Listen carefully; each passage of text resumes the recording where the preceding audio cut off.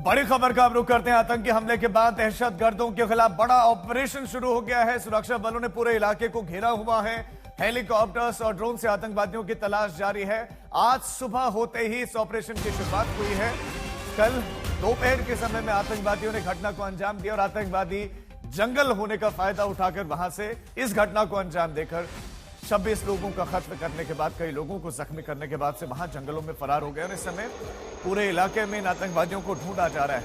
Army, CRPF, SOG तमाम जो टीमें हैं वो लगी हुई हैं। हेलीकॉप्टर, ड्रोन, तमाम अत्याधुनिक उपकरणों का भी इस्तेमाल किया जा रहा है ताकि इन आतंकवादियों को ढूंढा जाए, इन तक पहुंचा जाए।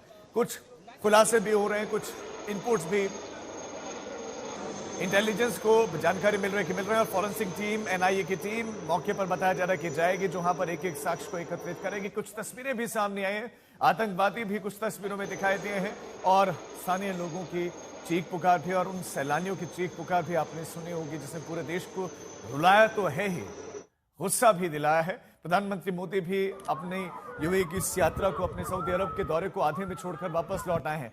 आपके सामने ये 4 तस्वीरें हैं। वो सैलानी जो वहां पर लुत्फ उठा रहे थे, आनंद दे रहे थे इन वादियों का, एक इन आतंकवादी। दूसरी तस्वीर में आप देखिए, एक आतंकवादी दिखाई दिया है कुर्ता पजामा पहने हुए, पीछे से इसकी तस्वीर है। इन्होंने ऐसी गोलियां बरसाई, नाम पूछा और गोलियां बरसा दी। अब प्रधानमंत्री ने एक बैठक की है, एयरपोर्ट पर ही एक बैठक की है। पीएम जैसे ही लौटे एयरपोर्ट पर रहने से विदेश मंत्री, विदेश सचिव बैठे और बातचीत की गई और बैठक बताया जा रहा है कि हुई और अब आतंकवादियों के खिलाफ एक बड़े ऑपरेशन की शुरुआत हुई। लेकिन एक बहुत बड़ा सवाल जो पूरे देश में अब पूछा जा रहा है कि अब इस घटना के बाद कितना बड़ा एक्शन होगा, क्या होगा, इसकी जानकारियां सार्वजनिक तो नहीं की जाती हैं। लोग उम्मीद लेकिन कर रहे हैं कि ऐसा एक्शन हो कि आतंकवादी अब हथियार उठाने से पहले, कश्मीर के जमीन पर कदम रखने से पहले 100 बार सोचें क्या ऐसा एक्शन होगा।